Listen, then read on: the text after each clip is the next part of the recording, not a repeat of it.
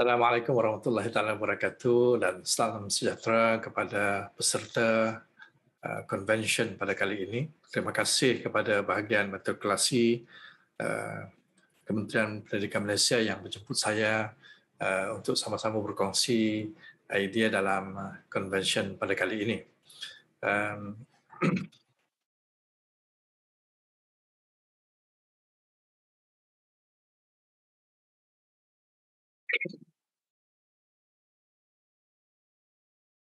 Saya akan berbincang tentang satu tajuk yang berkaitan dan bersesuaian dengan tema convention pada kali ini yang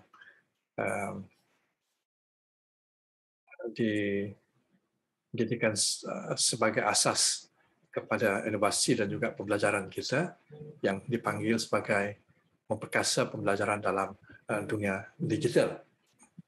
Dan dalam perbincangan pada kali ini, saya akan menguraikan 3 subtajuk nanti yang boleh memberikan sedikit latar belakang tentang bagaimana kita berusaha untuk memperkasa pembelajaran dalam dunia digital.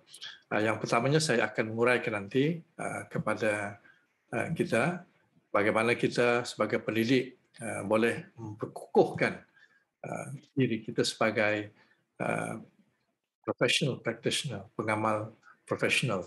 Mesej yang saya ingin sampaikan dalam subtajuk nanti ialah bagaimana kita sebagai professional practitioner kita memberikan fokus dan penekanan hal-hal yang berkaitan dengan professional matter untuk execute kita punya autonomi sebagai seorang pengamal yang betul-betul bertanggungjawab dalam bidang kita. Dan berkaitan dengan itu juga nanti saya akan bincangkan bagaimana kita sebagai pengamal yang profesional, yang mempunyai otoriti dalam bidang kita, perlu menjadikan pedagogi yang berpusatkan pembelajaran ataupun learning centered pedagogi itu sebagai asas kita untuk mereka bentuk pengajaran pembelajaran kita apabila kita berhadapan dengan para pelajar kita. Dan seterusnya nanti dalam subtajuk yang ketiga saya akan membincangkan hal-hal yang berkaitan bagaimana kita menggunakan jaringan kolaboratif untuk mengongsikan dapatan-dapatan inovasi-inovasi kita dengan rakan-rakan kita yang lain yang berada di seluruh Malaysia. Dan dalam konteks ini saya akan mencadangkan suatu pendekatan yang lebih komprehensif dan menyeluruh yang saya panggil sebagai pendekatan jaringan profesional, pembelajaran profesional ataupun professional learning network sebagai jaringan kolaboratif yang perlu kita perkukuhkan kerana pendekatan professional learning network ini lebih berbentuk mendatar dan tidak memerlukan arahan daripada atas ke bawah, tetapi perkongsian yang kita boleh lakukan sesama kita untuk mempercepatkan perubahan dalam bidang pendidikan itu sendiri. Sebagai permulaan untuk memberikan latar belakang bagaimana kita sebagai seorang pendidik yang boleh mengamalkan professional practitioner, model ini saya kongsikan sebagai asas untuk kita membezakan di mana kita sebagai seorang pengamal practitioner boleh meningkatkan keupayaan kita dan juga memberikan kita gambaran untuk meningkatkan dan menambah baik pengajaran pembelajaran kita apabila kita berhadapan dengan pelajar kita. Saya tidak akan menguraikan dengan lebih lanjut, tetapi saya ingin menekan beberapa perkara penting yang boleh membezakan di antara seorang ahli akademik biasa,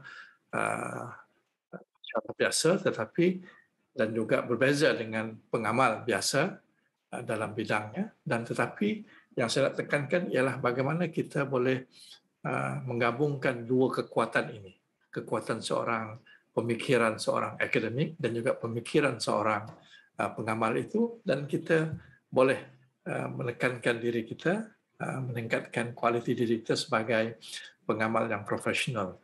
Ini di antara ciri-ciri yang saya tekankan sebagai pengamal profesional itu, kita perlu menekankan pemikiran yang reflektif untuk kita memastikan kita sentiasa melihat apa yang telah kita lakukan dan penambah baik apa yang kita lakukan itu berdasarkan prinsip-prinsip teori-teori yang telah kita belajar dapatan-dapatan, inovasi-inovasi yang baharu untuk meningkatkan amalan kita. Sebab itu dari segi fokus kita ialah kita menekankan soal practical reasoning. Bagaimana kita boleh menterjemahkan prinsip-prinsip teori-teori yang kita pelajari itu kepada benda yang lebih praktikal. Kita apply dalam bentuk aplikasi teori itu. Sebab itu kita menekankan prinsip-prinsip penting yang kita boleh cerna daripada teori-teori yang kita pelajari itu. Dan akhirnya yang jauh lebih penting saya nak tekankan bahawa dari segi natijahnya kita menghasilkan model-model untuk pengajaran dan pembelajaran. Dan dalam convention pada kali ini saya percaya bahawa dapatan-dapatan daripada penyelidikan dan juga inovasi pendidikan itu dapat memperbaiki model-model pengajaran dan pembelajaran kita. Apatah lagi dalam kaedah sekarang ini kita dapati norma-norma baharu yang kita memberikan kesan kepada pengajaran pembelajaran kita memerlukan inovasi kepada model itu supaya dia lebih lebih praktikal dilaksanakan dalam bidang kita. Dan dalam sekali lagi saya tekankan bahawa sebagai seorang yang execute kita punya autonomi kita secara lebih bertanggungjawab, kita perlulah menjadi seorang pengamal yang profesional dalam konteks kita sentiasa menambah baik pengajaran pembelajaran kita, menghasilkan model-model yang praktikal berdasarkan penyelidikan dan juga inovasi-inovasi daripada rakan-rakan kita yang kita boleh terapkan dalam model pengajaran pembelajaran kita. Secara umumnya kalau kita lihat dari segi perbezaan ini jelas dan ini boleh dipahami dengan baik di antara teori, praktis dan juga model. Dan di sini kita dapati bahawa sebagai seorang professional practitioner yang kita perlu tekankan, yang perlu kita perbaiki ialah yang boleh membezakan kita dengan practitioner biasa, pengamal biasa ialah kelebihan professional practitioner dia boleh menjelaskan modelnya dengan baik. Knowledge on practice itu dengan lebih baik. Dan dia boleh memberikan teladan, contoh bagaimana penggunaan model yang dihasilkan dan sebenarnya yang jauh lebih penting dia sendiri mengamalkan menggunakan model itu dalam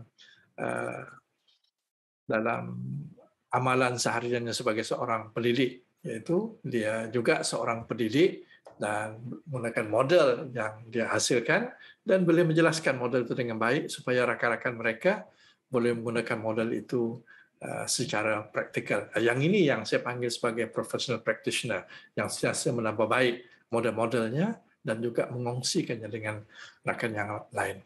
Dan saya percaya dalam convention kita pada kali ini, inilah sebenarnya hasrat saya supaya rakan-rakan pendidik yang ada pada hari ini sama-sama meningkatkan keupayaan authority dari segi ilmu dan juga dari segi amalan kita yang berkesan dalam konteks kita berhadapan dengan para pelajar kita.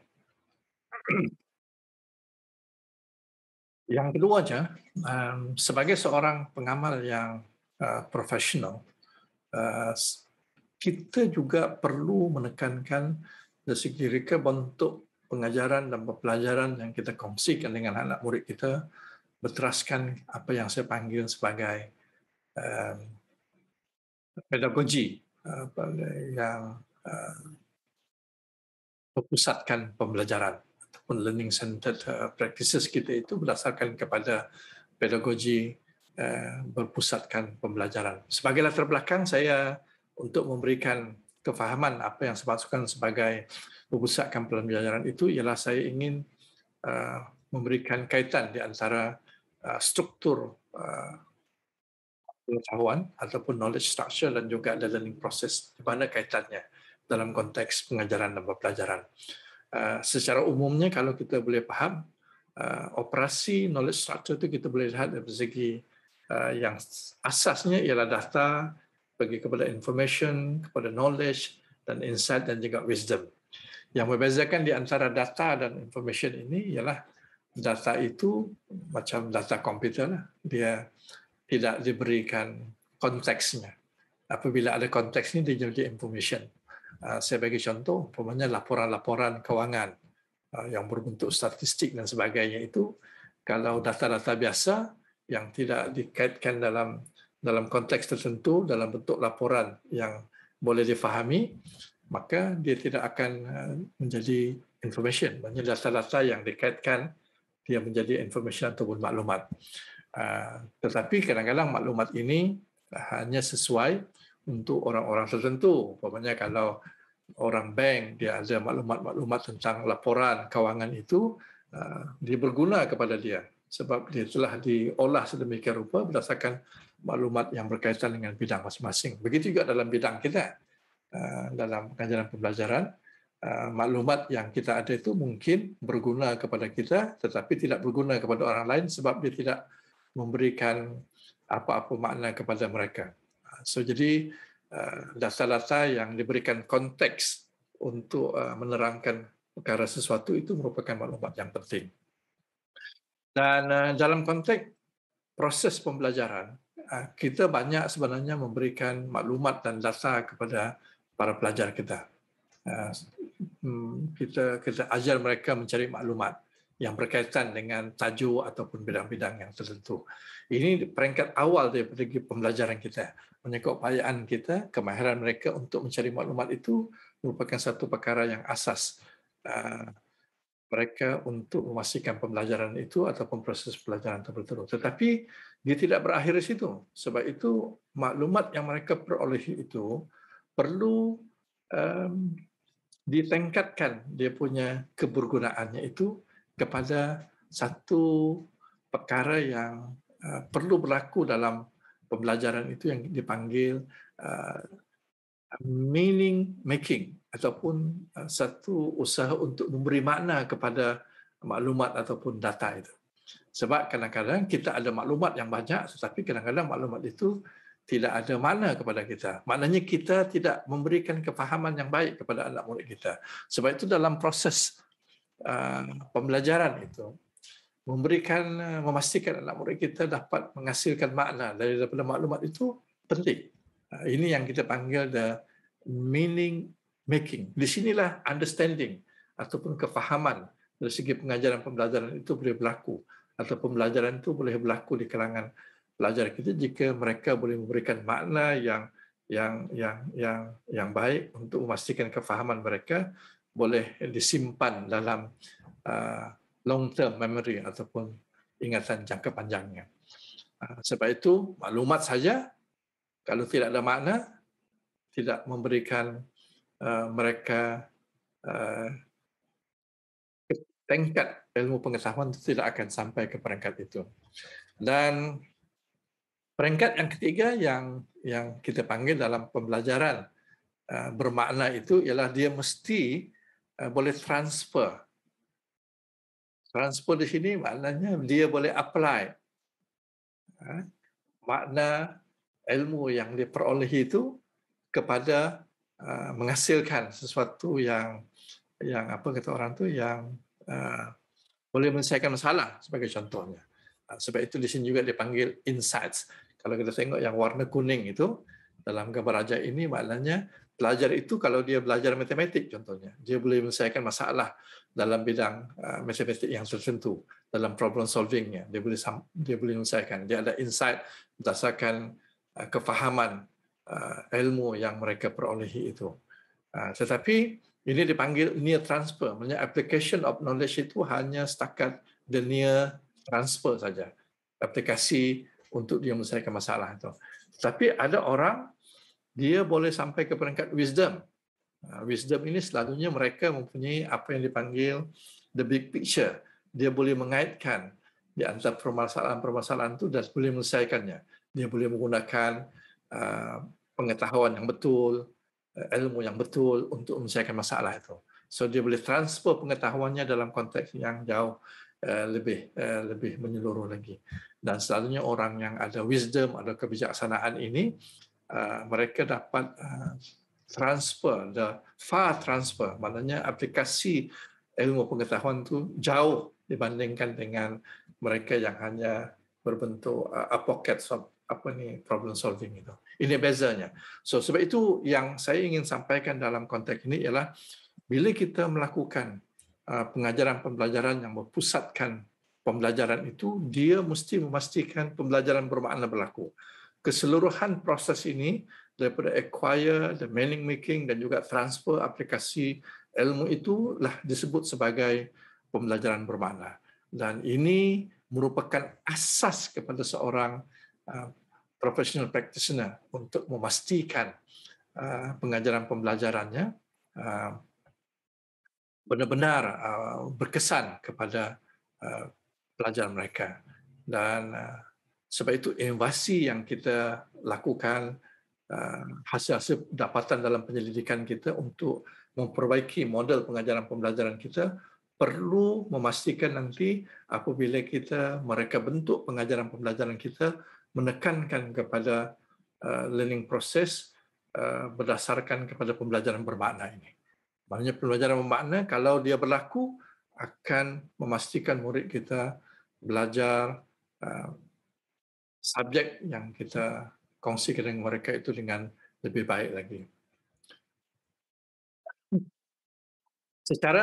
Secara umum, saya boleh sebutkan bahawa asas kepada learning centered pedagogy itu dia menekankan kepada kita memberikan mereka ilmu kepada anak murid kita dan ilmu itu diterima, receive oleh anak murid kita dan sekaligus kita juga memberikan mereka pengalaman, experiential knowledge. Yang ini di antara dua jenis ilmu yang selalu kita berikan dan kita kongsikan kepada para pelajar kita, sama ada dia receive knowledge ataupun experiential knowledge perlu dan menjadi asas untuk mereka menghasilkan pembelajaran yang bermakna daripada acquire, dan meaning making dan juga kepada transfer ataupun aplikasi ilmunya. Ini merupakan asas penting kepada proses pelajaran yang berpusatkan pembelajaran itu.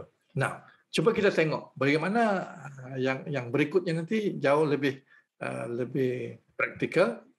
Bagaimana nanti umpamanya dalam konteks kita sekarang bila kita bincang soal perkongsian pengajaran pembelajaran dalam norma baharu dalam konteks dunia digital ini. Saya ambil satu perbincangan yang mendalam sedikit daripada segi ini.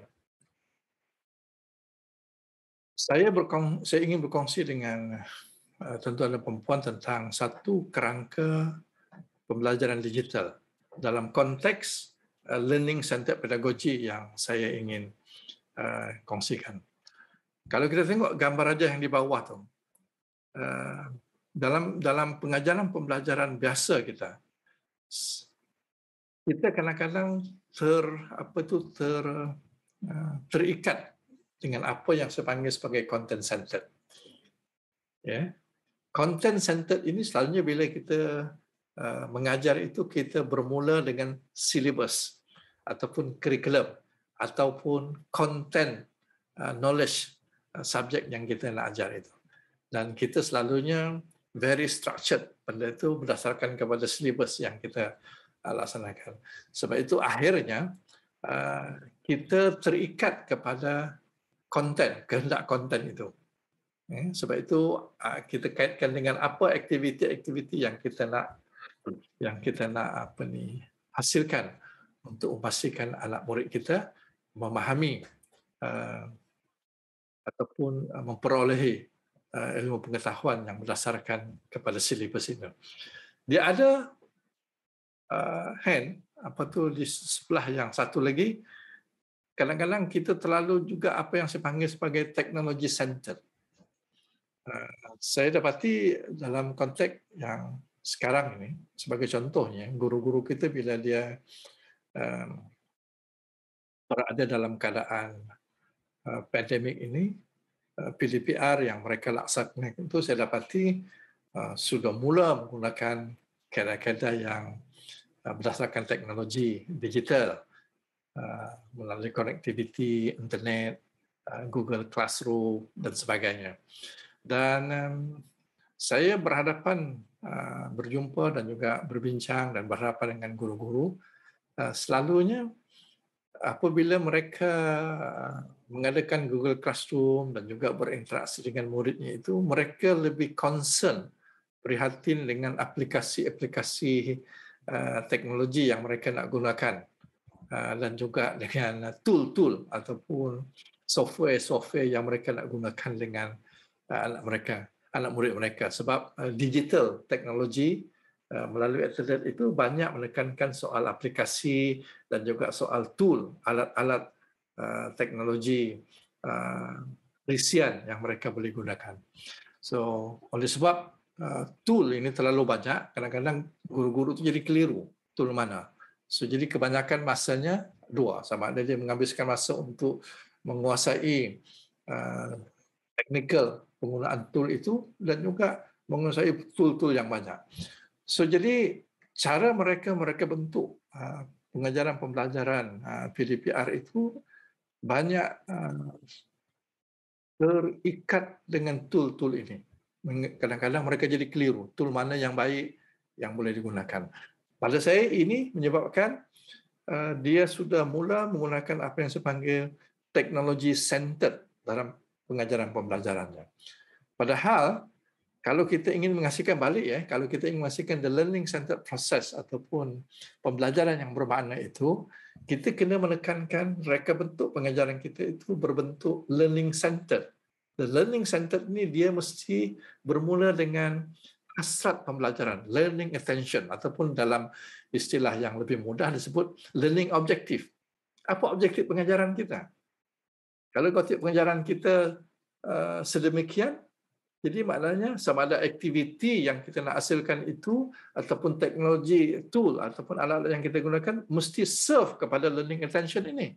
Bukan the other way around. Bukan kita start dengan tool, kemudian baru kita nak fit in kita punya learning attention kepada tool yang kita nak gunakan.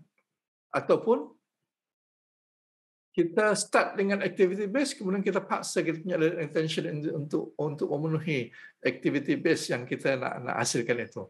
Jadi maksudnya bila kita nak design pengajaran pembelajaran itu, dia bukanlah bermula dengan aktiviti ataupun bermula dengan tool teknologi yang kita nak gunakan, tapi dia mesti bermulakan dengan apa learning attention yang kita nak harapkan, yang kita nak pastikan murid itu capai. Daripada situ baru kita boleh design apakah aktivitinya dan apakah tool-tool teknologi yang kita nak gunakan dalam digital learning itu. So jadi maknanya teknologi dan juga aktiviti itu serve kepada the learning attention itu. Dan saya lihat kebanyakan rakan-rakan kita, pendidik-pendidik yang berada di sekolah ataupun di perangkat-perangkat ini banyak obses kepada tool dan juga aktiviti tetapi tidak obses kepada learning attention ataupun natijah ataupun hasil hasrat pembelajaran yang perlu murid itu capai. Dan dalam konteks ini kalau kita tengok di atas itu dalam framework of digital learning itu, saya cuba menggabungkan bagaimana the learning centered process itu menjadi asas pembelajaran bermakna itu menjadi asas kepada learning center, dan bagaimana kita nak menggunakan teknologi digital teknologi integration itu dengan menggunakan 3 pendekatan ini yang saya panggil engage, enhance dan juga extend.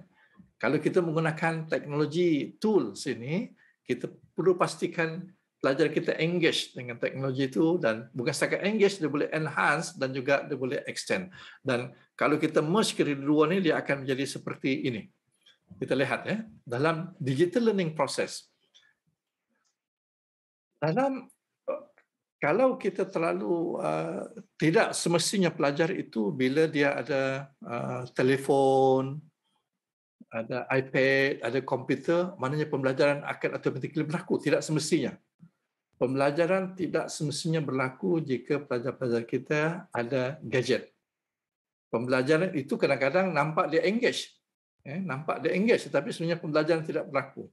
Dan kajian juga menunjukkan jika mereka berada di peringkat engage saja tetapi tidak diangkat kepada peringkat yang lebih tinggi, sampai satu peringkat mereka akan jemu dengan pembelajaran itu sebab dia tidak memberikan makna yang lebihnya. Sebab itu kalau kita tengok kaitan di antara engage, enhance dan juga extend ini, dia ada kaitan dengan acquire dan meaning making dan juga transfer. So apa soalan yang perlu ditanya kalau kita berada di peringkat engage ini? Soalan yang pertama yang kita tanya, does the technology allow students to focus on the task of the assignment or activity with less distraction, time on task? Maknanya apakah alat yang kita gunakan itu, tool yang kita gunakan itu, software yang kita guna itu dapat memberikan fokus kepada task pengajaran pembelajaran yang kita nak hasilkan. Ini dalam konteks acquire maklumat yang mereka perolehi. Kemudian soalan kedua yang kita tanya, does the technology motivate student to start the learning process? Ingat ya? Ingat tadi asas kita ialah kepada learning attention. Learning attention ini mesti perlu diperkukuhkan dengan learning process. Ini soalan kedua yang kita tanya dalam peringkat engage ini. Dan yang ketiganya ialah soalan yang kita tanya, does the technology cause a shift and in the behavior of the students? Apakah dia boleh merangsang perubahan dari segi perilaku pelajar itu, where they move from passive to active social learners. Maknanya mereka menjadi aktif untuk belajar dan juga jadi co-use or co-engagement. Maknanya mereka berbincang sesama mereka dengan rakan-rakan mereka untuk mereka acquire, mendapatkan maklumat yang mereka perolehi. Yang itu peringkat awal dan tidak boleh berhenti setakat itu. Mereka mesti enhance. Dalam hands-on ini dia menekankan apa yang dikaitkan dalam konteks ini ialah the meaning making itu semakin ketara, semakin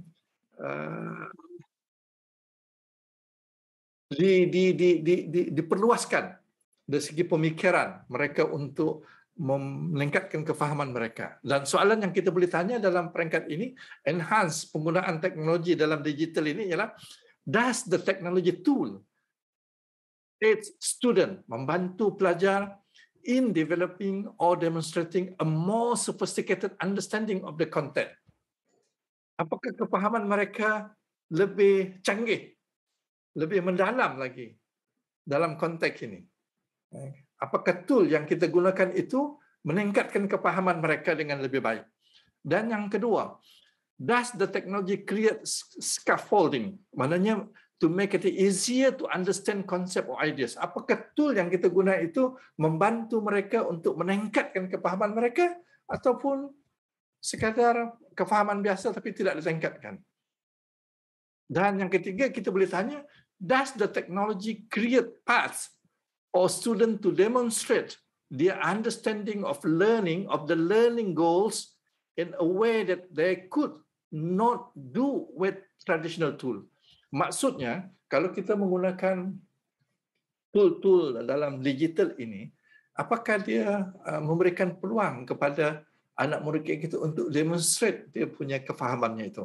Sebagai contoh, umpamanya dalam PDPR ini, saya lihat ada guru-guru kita, dia telah dengan menggunakan pendekatan project based learning, dia minta anak-anak murid mereka itu menghasilkan projek, kemudian mempersembahkan projek itu dalam bentuk multimedia.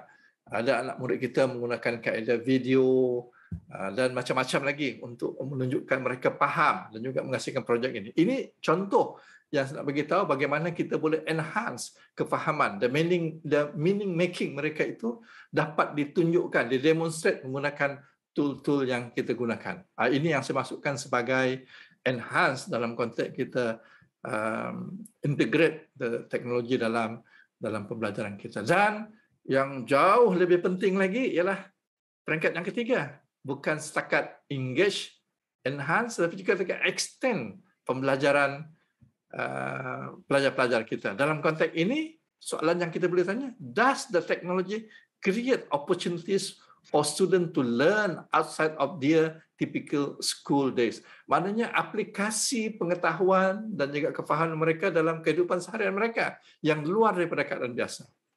Dan yang kedua kita tanya, does technology creates a bridge between schooling learning and everyday life experiences. Maknanya apakah pengalaman yang kita beri kepada mereka itu menyebabkan mereka boleh transfer pengetahuan mereka dalam kehidupan seharian mereka. And thus the technology allows students to build skill that they can use in their everyday life. So ini yang dimaksudkan sebagai extend ataupun transfer aplikasi of knowledge ini. Dan saya rasa dalam konteks inovasi kita, dalam konteks penyelidikan dan juga dapatan-dapatan penyelidikan kita dalam pendidikan ini, dalam konteks dunia digital ini perlu menggabungkan the learning integrations di antara teknologi integration dan juga the process of learning. So jadi kalau saya mencadangkan ini sebagai asas kita untuk menilai setakat mana tool yang kita hasilkan, tool yang kita gunakan, inovasi yang kita gunakan untuk memperbaiki model pengajaran pembelajaran kita sebagai professional practitioner itu dapat membantu kefahaman murid kita dengan lebih cepat. Jangan sampai tool kita terlalu tenggelam dengan tool sampaikan pembelajaran bermakna mula tidak berlaku. Begitu juga dengan aktiviti yang kita hasilkan dalam design of teaching and learning, kita tidak menghasilkan pembelajaran yang bermakna. So gabungan di antara dua ini, berdasarkan model ini dapat membantu kita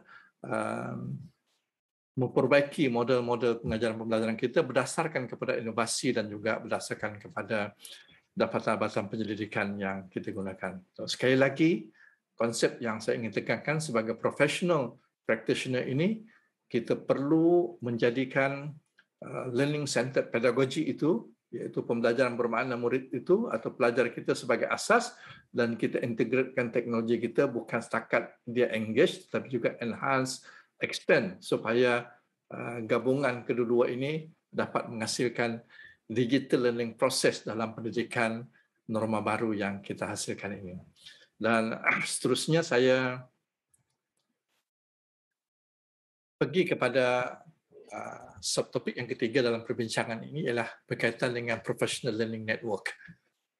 Seperti yang saya sebutkan tadi, semua model-model yang kita tambah baik dalam konteks pengajaran pembelajaran kita ini yang memberi manfaat kepada anak murid kita ini, kalau kita rasakan dia berkesan dan memberikan natijah yang baik kepada kefahaman murid kita, sama ada dalam bentuk jangka pendek ataupun jangka panjang, ilmu dan juga hasil-hasil ini perlu kita kongsikan dengan rakan-rakan kita. Seperti biasa, selalunya jaringan kolaboratif ini merupakan asas, dan saya menekankan soal ini sebab saya dapati berdasarkan pengalaman saya, perubahan dalam pendidikan ini dia tidak boleh bergantung kepada perubahan daripada arahan daripada atas ke bawah. Perubahan daripada berbentuk struktur daripada atas ke bawah itu tidak banyak membantu kita untuk mempercepatkan perubahan dalam pendidikan yang kita hadapi dengan cabaran yang banyak, terutama dalam keadaan sekarang ini. Sebab itu saya mencadangkan untuk mempercepatkan perubahan dalam pendidikan ini, kita perlu memperkukuhkan jaringan kolaboratif ini. Dan jaringan kolaboratif ini yang sekarang ini saya sedang berusaha untuk mempromosi apa yang saya panggil professional learning network ataupun jaringan pembelajaran profesional sesama kita di kalangan pendidik di seluruh Malaysia ini. Bagaimana kita berkongsi di antara satu. Sebab itu kalau kita gunakan yang disebut oleh Portman dan juga Brown, bila dia membincangkan tentang professional learning network ini, dia menyebut sebagai professional learning network is any group or who engage in collaborative learning, pembelajaran kolaboratif with others outside of their everyday community of practice. In order, sebut ini penting ya, in order to improve teaching and learning in their schools or institution. Kalau matrikulasi lah. And the school system more widely, maknanya keseluruhannya, bukan dalam bidang kita saja. Nah, penting ya perkataan collaborative learning dan juga to improve teaching and learning. Sebab itu sebagai professional practitioner kita apa pun yang kita lakukan, penyelidikan yang kita lakukan, inovasi yang kita lakukan untuk memperbaiki model pengajaran pembelajaran kita, itu adalah asasnya untuk memastikan yang kita sebutkan tadi itu ialah uh, pembelajaran bermakna. Pelajar-pelajar kita itu akan lebih terserlah dalam konteks pengajaran pembelajaran yang kita nak hasilkan berdasarkan model yang kita tambah baik itu. Nah, ada satu kekeliruan di sini. Apa beza dengan professional learning community? Saya ingat satu ketika dulu saya mempromosi professional learning community di peringkat Kementerian Pendidikan dan pengarah bahagian komunikasi Dr. Suraniza ini sendiri merupakan salah satu orang yang terlibat secara langsung memperkenalkan professional learning community ketika dia berada di bahagian pendidikan guru. Professional learning community yang asal yang kita laksanakan itu ialah dia banyak kepada local base. Umpamanya kalau yang ini gambar raja menunjukkan dot-dot itu saya bayangkan sebagai guru ya. Tapi dalam gambar raja itu menunjukkan warna-warna itu ialah di local base. Di sini professional learning community, sama ada dia berlaku di sekolah, di kalangan rakan-rakan guru di sekolah, ataupun berlaku di PPD, ataupun berlaku di institusi, di matrikulasi yang masing-masing. So, jadi selalunya dia sesama dia berbentuk lokal. Yang ini alhamdulillah telah mula berlaku dengan baik dalam sistem pendidikan kita. Tetapi saya dapati apabila berlakunya pandemik ini, sudah ada satu secara natural berlaku ya, apa yang saya panggil yang kedua ni. Hubungan itu tidak lagi secara lokal, sudah nampak. Umpamanya perkongsian kita. Ini contoh yang hari ini di mana kita berdasarkan convention ini, kita dapati bahawa kita tidak lagi mengadakan convention ini secara fizikal. Kita mengadakan satu tempat, tetapi kita tengok dengan berdasarkan digital learning, berdasarkan konektiviti yang kita ada ini, kita boleh berkongsi kita punya pengetahuan kita, idea kita dengan rakan-rakan kita immediately, tiap-tiap hari pun boleh berlaku. Yang inilah kekuatan apa yang saya panggil kekuatan professional learning network. Dia lebih merata, tidak ada sempadan, boleh berlaku bila-bila masa dan di mana saja. Dan kita boleh berkongsi benda ini bukan sekadar ada convention ini saja. Bila-bila masa pun kita berlaku. Dan yang jauh lebih penting lagi, dia tidak berbentuk lokal. Kita boleh berhubung mereka yang berada di Labuan, mereka yang berada di Johor, matrikulasi yang berada di utara bila-bila masa dan juga dengan siapa saja, tidak sebenarnya dalam kelompok kita. So, jadi kalau kita tengok dia punya kompleksiti itu lebih luas dan perubahan akan lebih cepat. Ini yang saya cadangkan dalam konteks kita untuk meningkatkan kita punya model pengajaran pembelajaran kita untuk memberikan manfaat pembelajaran bermakna kepada pelajar-pelajar kita. Usaha kita untuk berkongsi secara jaringan kolaboratif ini perlu kita perkukuhkan, meningkatkan daripada PLC, Professional Learning Community itu kepada Professional Learning Network secara lebih cepat berdasarkan kepada pengalaman kita yang ada sekarang. Dan salah satu kelebihan PLN ini, ya, perkongsian yang kita lakukan ini ialah PLN ini is not a linear implementation. It is a progress through dynamic interactions. Maksudnya, bila kita berkongsi ini, kita tidak bermula daripada zero. Ini yang pentingnya perkongsian kolaboratif ini. Bila kita menghasilkan suatu perkara, kita tidak menghasilkan daripada zero. Kebanyakannya kita buat improvement. Ada benda yang berlaku, yang berkesan, yang tak berkesan, kita jangan ulang balik. Kita berdasarkan kepada penambahbaikan. The best practices itu yang kita jadikan sebagai asas untuk kita meningkatkan model kita, model pengajaran pembelajaran dan juga meningkatkan kita punya pengajaran pembelajaran kita setiap hari.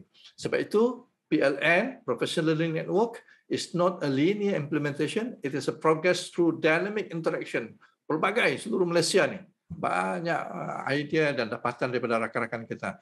It is how we create action. Action, maknanya tindakan that we can learn how to refine, menambah baik dan juga untuk membangunkan. We not start from zero ya, itu satu. So it is not incremental development, bukan secara linear begitu, tetapi dia cepat berlaku. It's a more kind of natural development by action and retaining what work. Kita mengekalkan apa yang boleh diamalkan, dan kita tak amalkan benda yang memang tak berkesan, dan kita boleh tambah baik berdasarkan itu. Maknanya, we don't have to start fresh every time you intersect with a new ideas atau new model or whatever berdasarkan rakan-rakan kita. Yang ini yang saya panggil sebagai asas kepada professional learning network. Dan kalau ini berlaku dengan baik dan tidak berdasarkan bergantung kepada convention ini sahaja, tetapi boleh berlaku bila-bila masa, di mana saja berdasarkan kepada connectivity yang kita ada. Dan ini salah satu kekuatan professional learning network kita. Kita lebih cepat berkongsi, lebih cepat untuk menambah baik, dan boleh cepat untuk kita menambah baik memperbaiki pengajaran pembelajaran atau model pengajaran pembelajaran kita. So jadi tuan-tuan dan puan-puan, berdasarkan perkongsian saya,